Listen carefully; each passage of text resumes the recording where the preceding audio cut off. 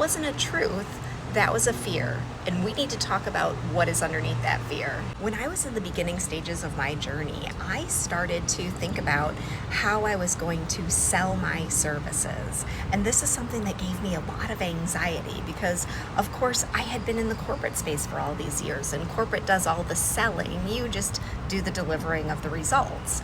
And I was afraid that when I attempted to sell myself, that I would sound pushy or I would seem desperate and that I would sound salesy. And I absolutely did not want to seem salesy. And because I had been in corporate for so long, I didn't know how to talk about myself and what I had done without giving credit to the team or talking about everybody else who participated. I was used to just saying, hey, this is my title, and that's how you know that I have these skills and capabilities. I was never saying things like, yeah, I did that. I made that transformation. I completed this project. I saved $6 million. Instead, it was, the team did this. After 20 years of giving the credit away, I had to reclaim that credit. And so many women that I talk to share this sentiment.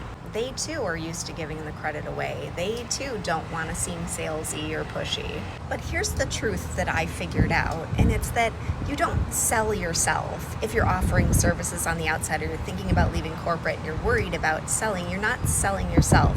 You're conveying a transformation. And this is something that you've done many times throughout your corporate career. You just need to shift the language that you use to convey the transformation. And you also need to shift away from that humble approach. Because you've been a leader for so long, because you've been in the corporate space for so long, you are so used to talking about the team and the others who contributed. And you need to shift that mindset to what you did and what you have accomplished, the results that you have gotten, the money that you've saved, the projects that you've implemented.